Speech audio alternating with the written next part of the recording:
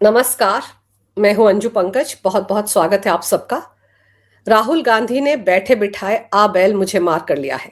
आने वाले दिनों में उनकी दिक्कतें बहुत ज्यादा बढ़ने वाली हैं, क्योंकि जनरल नरवणे की जिस अनपब्लिश किताब की कॉपी वो संसद परिसर में लहराते हुए घूम रहे थे, जिसकी सेंसिटिव जानकारी कारवां नाम की मैगजीन में छपी थी, और उस रिपोर्ट को राहुल गांधी लोकसभा में पढ़ने की कोशिश कर रहे थे, जिसको लेकर पिछले 6-7 दिन से लोकसभा की कार्रवाई लगभग ठप है।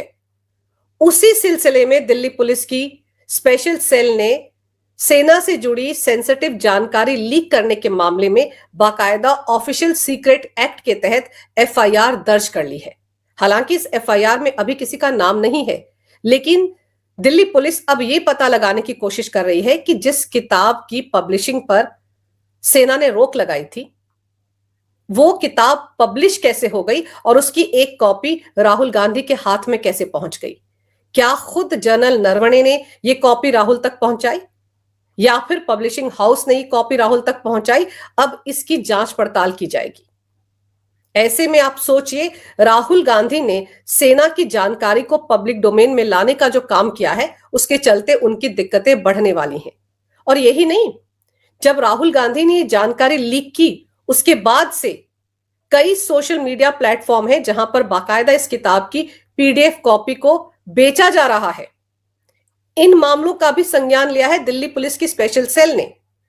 तो अब जैसे जैसे जांच का दायरा आगे बढ़ेगा, तो राहुल गांधी समेत बहुत से लोगों की दिक्कतें बढ़ने वाली हैं। और सबसे बड़ा सवाल यह है कि जब जनरल नरवणे की किताब को लेकर इतना रायता फैल चुका है, इतना विवाद हो रहा है, तो वो खुद कहां हैं? वो खामोश क्यों हैं? सामने आकर इस मुद्दे पर वो जानकारी क्यों नहीं देते?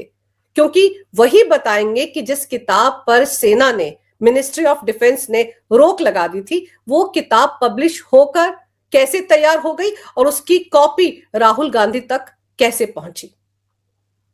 और इसी मुद्दे से जुड़े कई पहलुओं पर मैंने डिफेंस एक्सपर्ट मेजर जनरल अनुज माथुर से बातचीत की।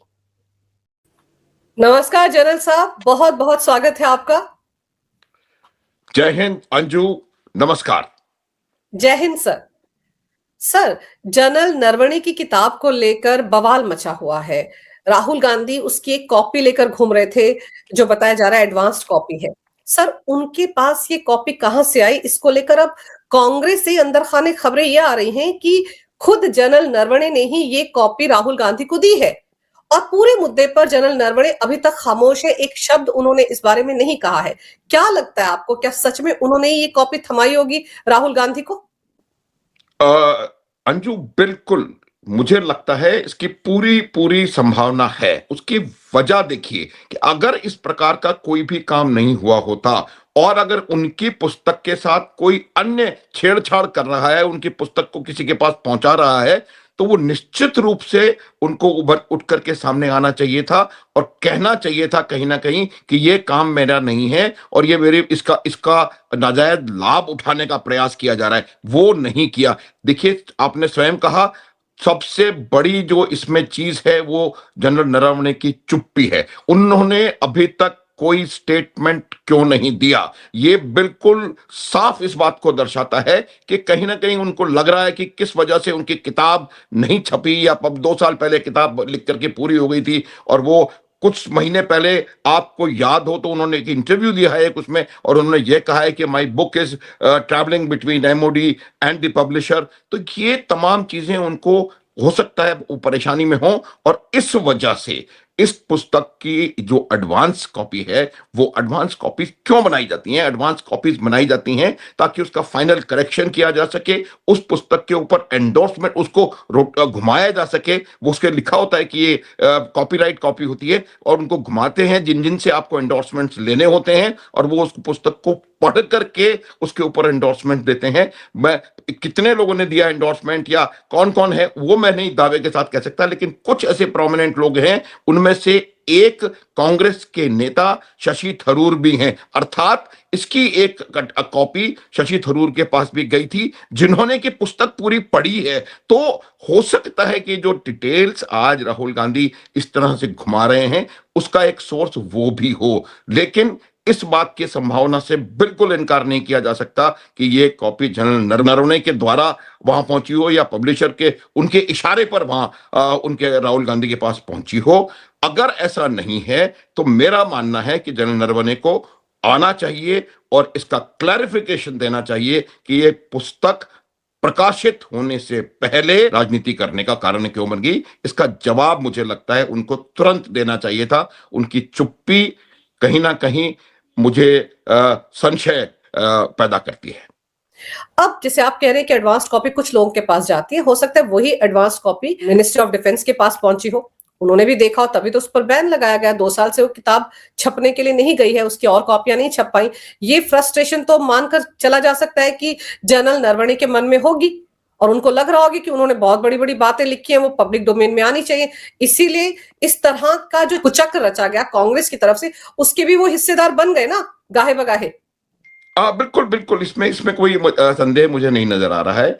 देखिए, मैं किसी भी पूर्व रक्षा प्रमुख के ऊपर कोई आक्षेप नहीं लगा रहा हूं, लेकिन संशय पैदा होता है।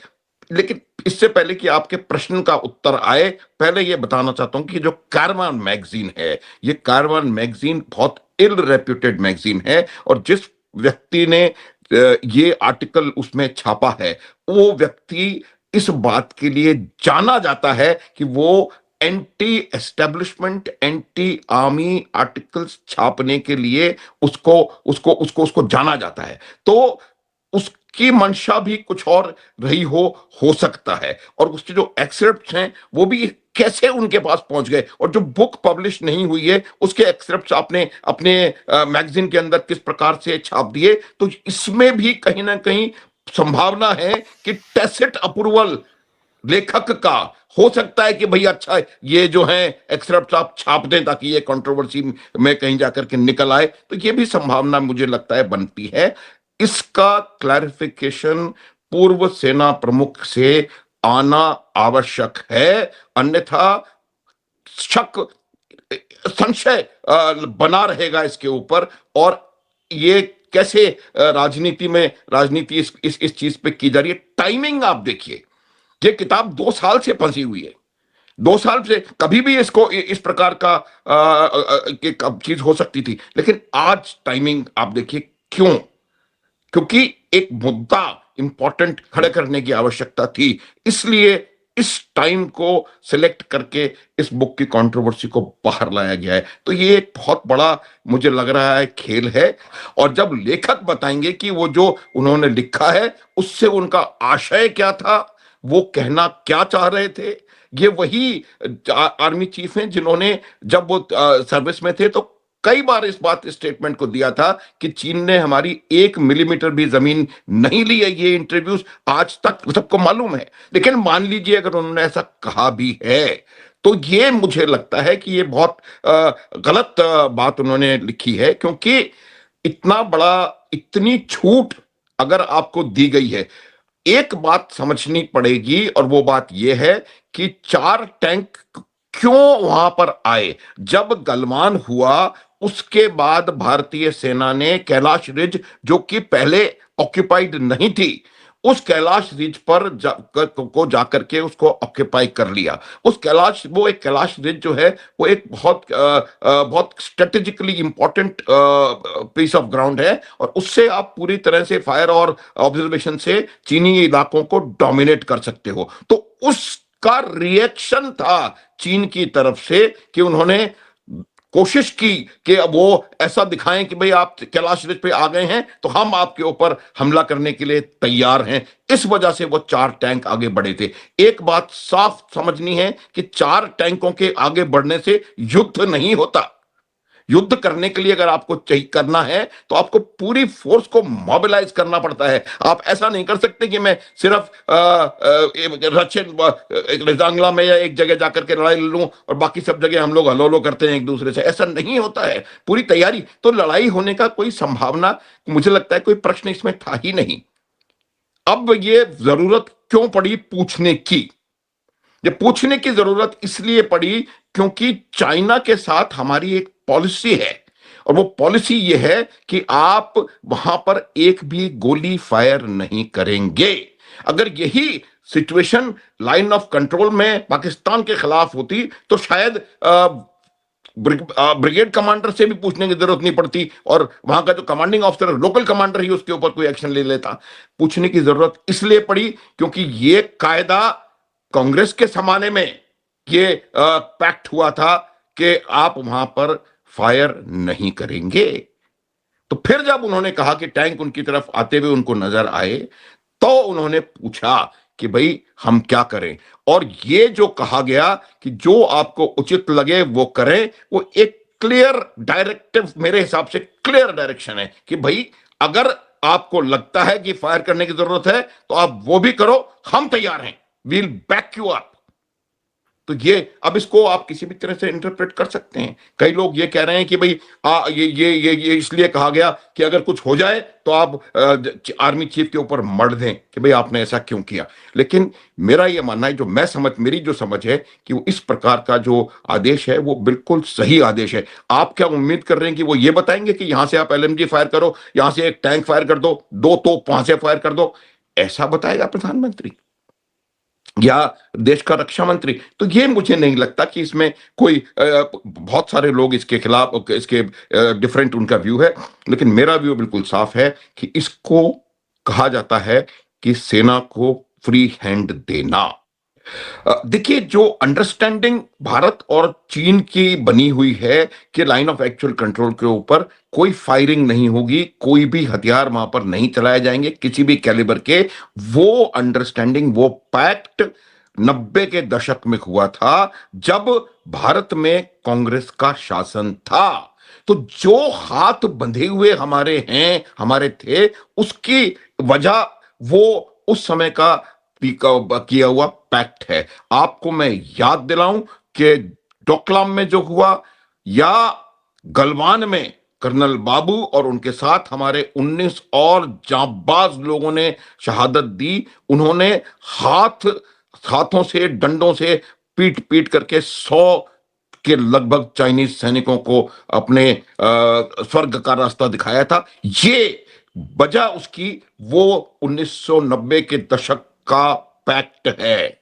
और मेरे को समझ में नहीं आता कि जब आपकी दो सेनाएं हैं, उस सेनाओं के बीच में आप फायर क्यों नहीं करेंगे? इस तरह का पैक्ट हमने क्यों साइन करके रखा हुआ है? और यही वजह थी, आपको पता हो, यही वजह थी कि हमको पूछना पड़ा जनरल नरवणे को कि वहां से 4 टैंक आ रहे हैं, मैं क्या करूं?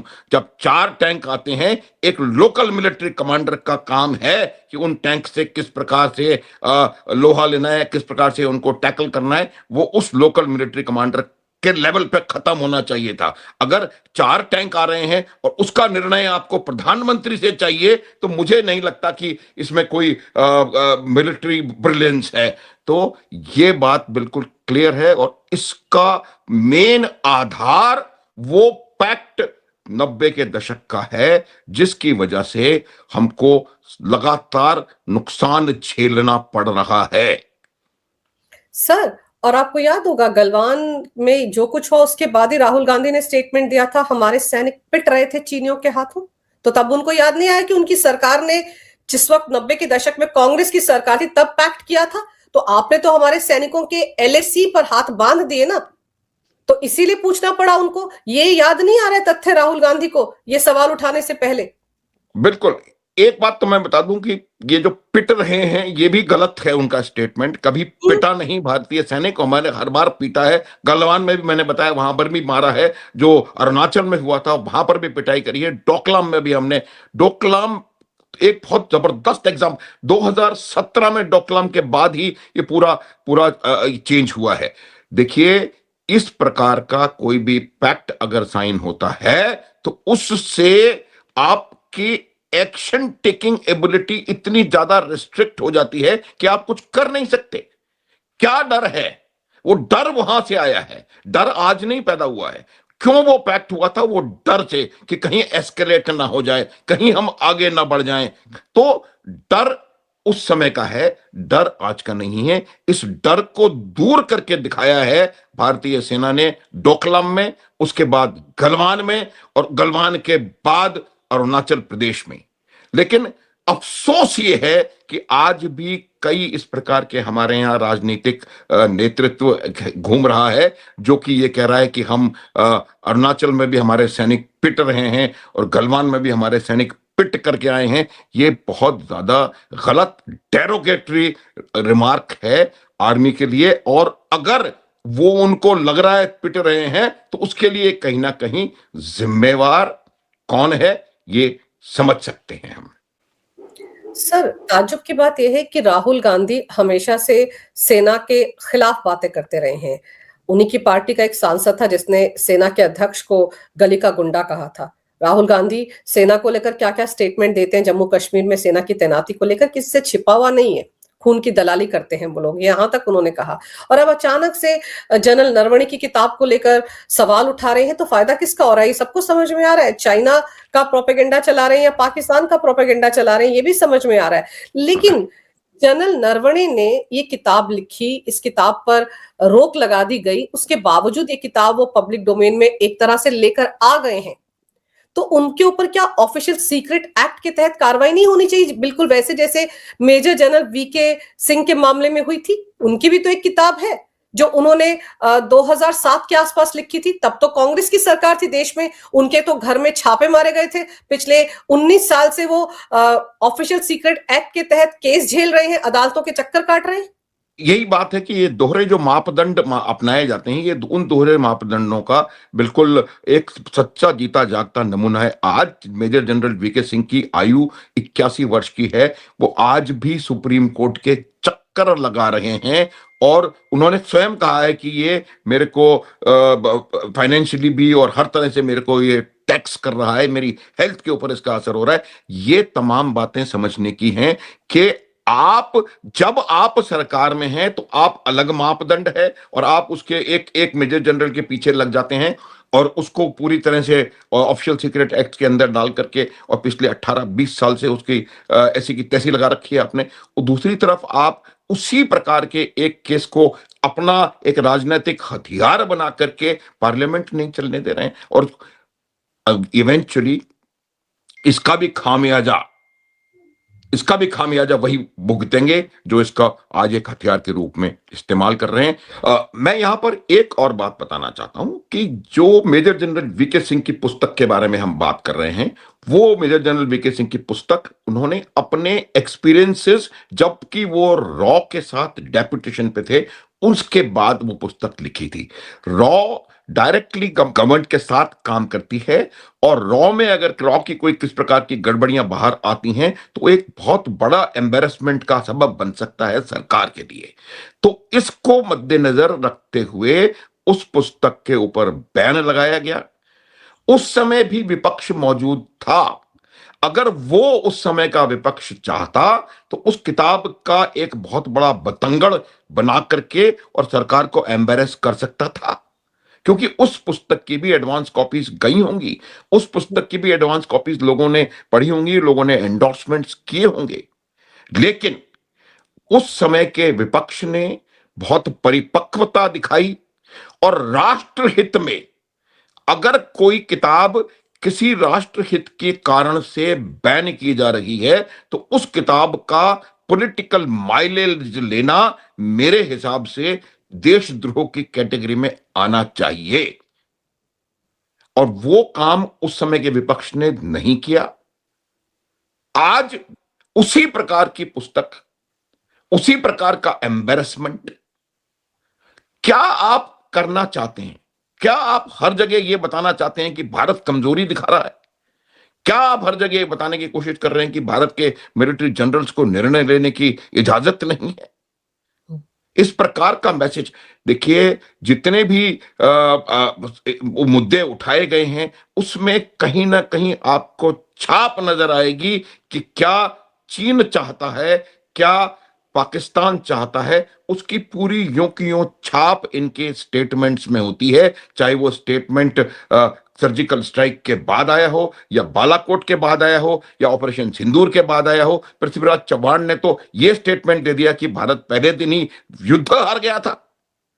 तो सर आर्मी के लोग किताबें लिखें और फिर अपने संस्मरण उसमें डालें और क्या क्या हुआ था, कब कब हुआ था, ये सारी जानकारी दें, ये तो सही है ही नहीं।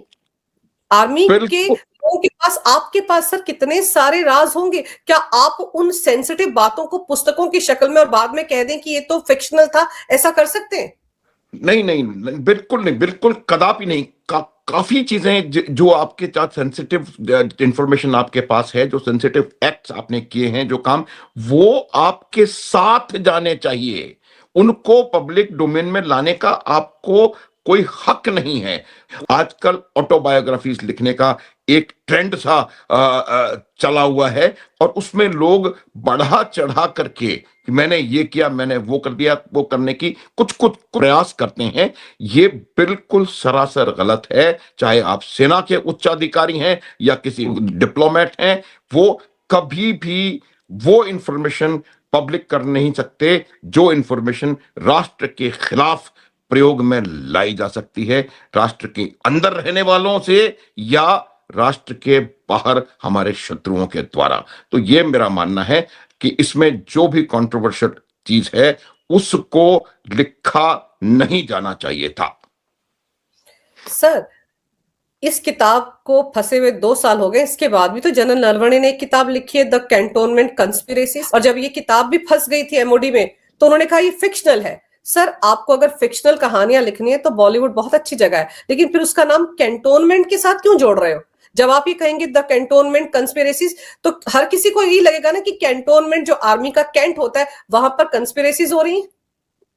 बिल्कुल, बिल्कुल, आप इसको एन एक्ट ऑफ फिक्शन कह के आप निकल नहीं सकते, whether it is a fact of fiction. अगर कैंटोनमेंट कॉन्स्पिरेसी, ये टाइटल ही मेरे हिसाब से काफी डेरोगेटरी है। इसका अर्थ कहीं ना कहीं ये लग रहा है कि भाई कैंटोनमेंट में काफी कॉन्स्पिरेसीज हो रही हैं, और किस प्रकार की, मुझे इस पुस्तक के बारे में कोई ज्ञान नहीं है, ना मैंने देखी है ना पढ़ी है। और लेकिन इस प्रकार की पुस्तकों का भी लिखा जाना मेरे हिसाब से ठीक नहीं है। और you can't get away by saying कि ये एक एक्ट ऑफ फिक्शन है या फैक्ट है। ये टाइटल जो है वो डेरोगेटरी है, और मुझे लगता है कि आर्मी की रेपुटेशन के ऊपर, आर्म्ड फोर्सेस की रेपुटेशन के ऊपर हो सकता है इस पुस्तक में भी कुछ ऐसे ऐसे अंश हों जो कि एक बुरा प्रभाव डाल सकते हैं। देखिए, बात बिल्कुल साफ है। ऑफिशियल सीक्रेट एक्ट होता ही इसलिए है कि हर वो इंफॉर्मेशन जो राष्ट्र सुरक्षा से जुड़ी हुई है, वो सिर्फ नीड टू नो बेसिस पे लोगों के पास जानी चाहिए, और किसी को भी उस इंफॉर्मेशन को डिमांड करने का हक नहीं है। और मेरा मानना है कि ये कंट्रोवर्सी इमीडिएटली पार्लियामेंट में जो भी इसको उठा रहा है उनको खत्म करनी चाहिए, क्योंकि इससे सिर्फ और सिर्फ देश की साख को बट्टा लग रहा है, और कुछ नहीं हो रहा है कि भारतवर्ष में क्या हो रहा है, भारत का चीफ क्या लिख रहा है और भारत का एलओपी क्या बोल रहा है। ये तमाम बातें इस प्रकार, आप कोई और तरीका निकालें, लेकिन इस तरीके की चीजें जो कि राष्ट्र के हित में नहीं है, वो मुझे लगता नहीं कि करने की आवश्यकता है और करनी चाहिए। तुरंत इसको बंद होना चाहिए। और एक तरीका है कि जनरल नरवणे खुद आए और क्लैरिफाई कर दें कि जो क्या एग्जैक्टली उसमें लिखा हुआ है, कैसे उस पुस्तक की प्रति एलओपी के पास पहुंची होगी। तो ये मुझे लगता है कि कुछ होना चाहिए। इससे नुकसान किसी एक व्यक्ति विशेष का या पार्टी विशेष का नहीं है, ये राष्ट्र की बात है, राष्ट्रीय सुरक्षा से संबंधित बात है। सर मुझे याद आता है फील्ड मार्शल माणिक शाह जी, आपने तो शायद पता ही होगा आपको भी कि कैसे उनकी पेंशन रोक दी गई थी इंदिरा गांधी द्वारा। वो खुद कहते थे कि उन्होंने अपने एक जनरल दोस्त से पैसा ले लेकर अपना गुजारा किया, और वो भी चाहते तो किताब लिख सकते थे ना। उन्होंने किताब लिखी क्या कि उनके साथ ऐसा व्यवहार क्यों किया गया? किसी ने उनको सलाह दी थी कि आप ये केस लेकर कोर्ट में क्यों नहीं जाते, तो उन्होंने कहा था कि मैं अपनी सेना के खिलाफ खड़ा हो जाऊं। एक वो थे इतने हाई मॉरल पर काम करने वाले फील्ड मार्शल माणिक शाह, और एक यहां पर है कि सस्ती लोकप्रियता हासिल करने के लिए, या आपके अंदर भी हो सकता है राजनेता बनने का सपना हो जनरल नरवणे के मन में।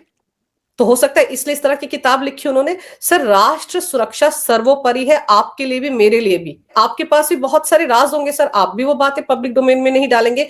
तो ये बात जनरल की कुर्सी पर बैठे हुए नरवणे साहब को क्यों समझ में नहीं आई, और क्यों उन्होंने ऐसी कंट्रोवर्शियल किताब लिखी, बैन हो गई तो उनको खामोश रहना चाहिए था कि हाँ ठीक है, ये किताब लिखी है, इस पे बैन लग गया तो बात खत्म हो गई। लेकिन फिर उसको किसी ना किसी तरीके से एलओपी तक पहुंचाना और उस पर इतना बवाल मचाना, सवाल खड़ा करना हमारी ही सेना पर, उनके मनोबल को नीचे गिराना, ये सारी चीजें उनको नहीं करनी चाहिए थी। और आप बिल्कुल सही कह रहे हैं कि अब जब इतना रायता फैल चुका है तो अब उनकी एक जिम्मेदारी है, कर्तव्य है कि सामने आए और देश को बताएं कि सच बिल्कुल। क्या था, और देश को बताएं कि उन्होंने किस मंशा से वो बातें लिखी हैं जिनको राहुल गांधी ने अगर अपने तरीके से इंटरप्रेट किया है। ये सारी बातें उनको बतानी चाहिए, लेकिन वो जिस तरह से खामोश है उससे सवाल कई खड़े हो रहे हैं। इसीलिए कहा जा रहा है कांग्रेस के अंदर से कि ये किताब खुद राहुल गांधी को उन्होंने ही सौंपी थी। सर, आपने समय निकाला, इस विषय पर बहुत अहम जानकारी मेरे दर्शकों को दी, आपका बहुत बहुत धन्यवाद। नमस्कार, जय हिंद। जय हिंद, जय भारत। जय भारत।